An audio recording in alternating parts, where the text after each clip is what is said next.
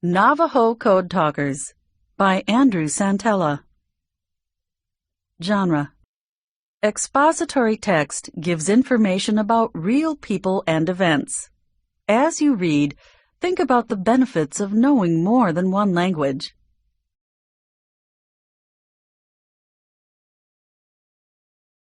Question of the week: why are secret codes necessary?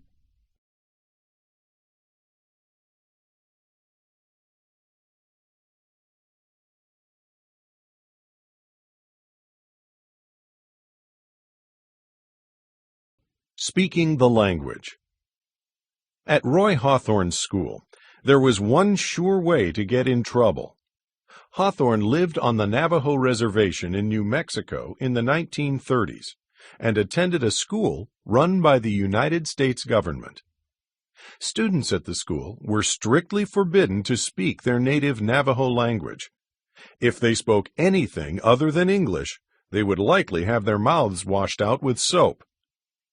Hawthorne never stopped speaking Navajo, though. At home and at play, he still used the language that had been passed down through many Navajo generations.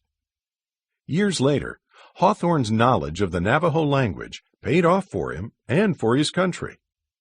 Hawthorne became a code talker. Former code talkers Roy Hawthorne left, and John Brown, Jr. attended the premiere of the 2002 movie Wind Talkers, which tells their story. A Navajo family stands in front of their home in the mid-1930s.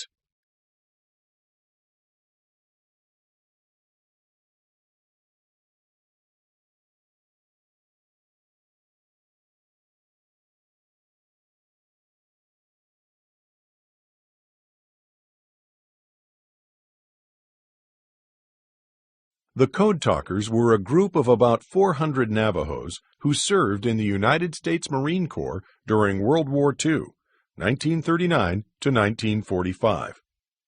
Their job was to send and receive secret coded messages.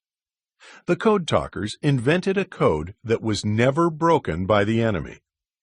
The code helped the United States and its allies win the war. The code they invented was based on the Navajo language, the same language that once got Navajo children like Roy Hawthorne in trouble. A World at War. On December 7, 1941, Japanese forces attacked the U.S. naval base at Pearl Harbor in Hawaii. The next day, the United States declared war on Japan, and U.S. forces were soon at war around the world. Victory depended on the ability to quickly communicate battle plans and other important information over long distances. The Japanese attacked Pearl Harbor on December 7, 1941.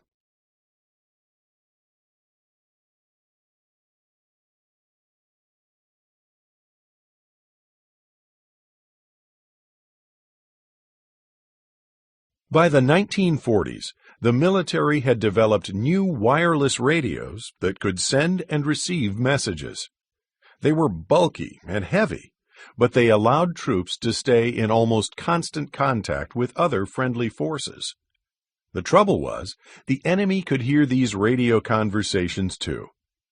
The Japanese military used groups of English-speaking soldiers to listen in on American military radio messages.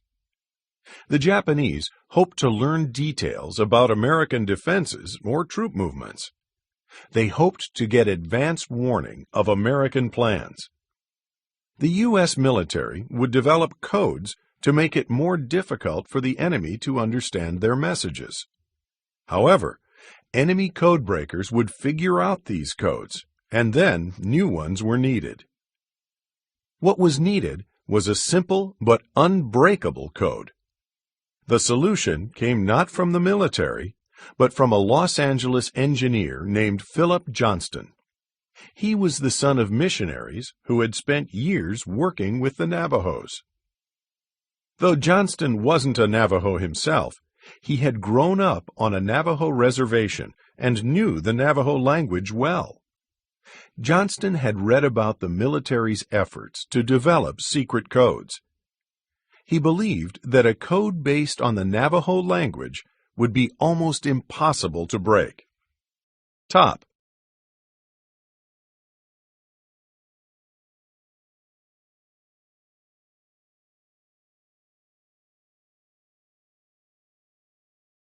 Johnston was one of just a few non-Navajos who could speak and understand the Navajo language. He knew from personal experience how hard it was for non-Navajos to learn the language. Philip Johnston's idea. Johnston contacted Marine Corps offices in Southern California and eventually arranged a meeting with Major James E. Jones. However, military leaders knew that even students from other countries, including Japan and Germany, had begun to study Native American languages. In response to Jones's doubts, Johnston explained how the Navajo language could be used to create a code. He said the Navajo language was not as well understood as other Native American languages. Above, Philip Johnston, Wright, talks with a Navajo friend in 1941. Wright. A map of the Navajo Reservation and surrounding areas.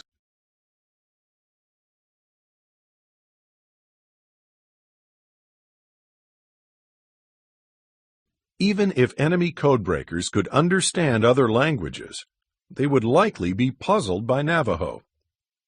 Johnston's presentation convinced Jones. In March 1942, he arranged for Johnston to meet with Major General Clayton Vogel and Colonel Wethered Woodward from U.S. Marines headquarters in Washington, D.C. Johnston sold them on the idea, too, and the top leadership of the Marines agreed to give Johnston's plan a tryout. The Marines would recruit a group of Navajos who would develop a code using their language. To find Navajos to enlist in the Marines Code program, recruiters traveled to the Navajo Reservation. The largest in the United States, the Navajo Reservation stretches across parts of Utah, Arizona, and New Mexico. The Navajo Code Project was top headquarters in Washington, D.C. Johnston sold them on the idea, too, and the top leadership of the Marines agreed to give Johnston's plan a tryout. The Marines would recruit a group of Navajos who would develop a code using their language. To find Navajos to enlist in the Marines Code program, recruiters traveled to the Navajo Reservation. The largest in the United States, the Navajo Reservation stretches across parts of Utah, Arizona, and New Mexico. The Navajo Code Project was top secret, so the Navajos didn't know they were signing up to be code talkers. They knew only that they were joining the Marines and helping to defend the United States. New recruits stayed in barracks like these at Camp Elliott.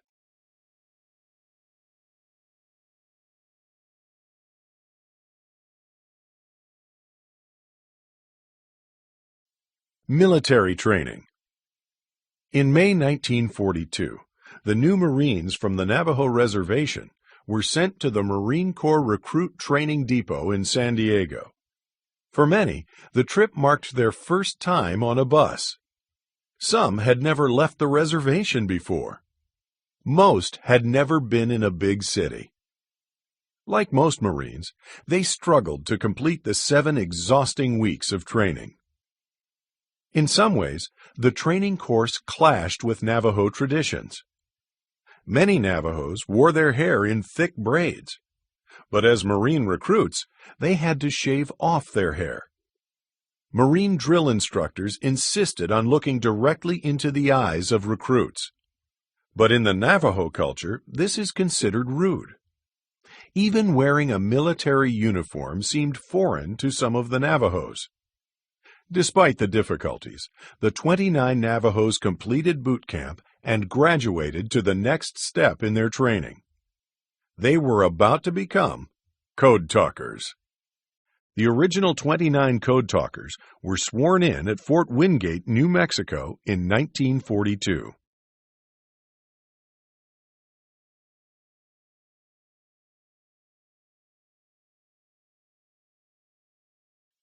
Creating the Code. After boot camp, the Navajos were sent to Camp Elliott, a Marine Corps post in Southern California. There, they received training in radio communications and basic electronics. They learned to use, care for, and repair the radios that would send their coded messages. Only at Camp Elliott did it become clear to the Navajos what their special mission would be. Finally, it came time to create the unbreakable code. A Navajo code talker named Chester Nez later recalled how the code came to be. "We were told to use our language to come up with words representing each letter from A to Z," he explained. "And they also told us to come up with code words for military terms. They put us all in a room to work it out, and at first everyone thought we'd never make it.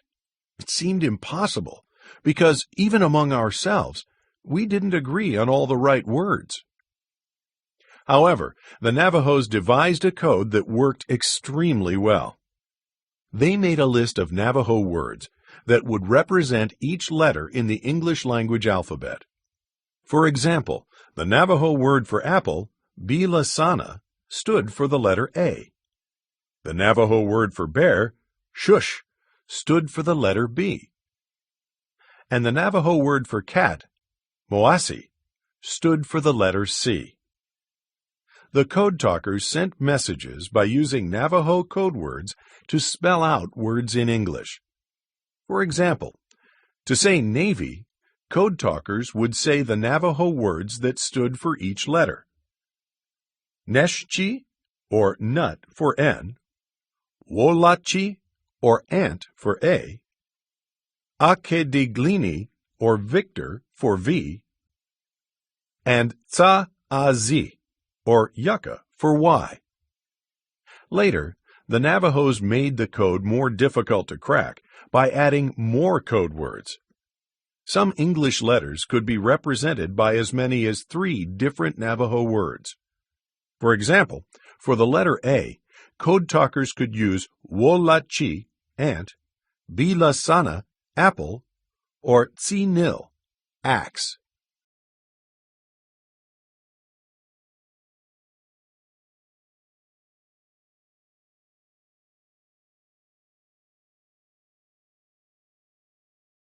Not all words had to be spelled out letter by letter, however.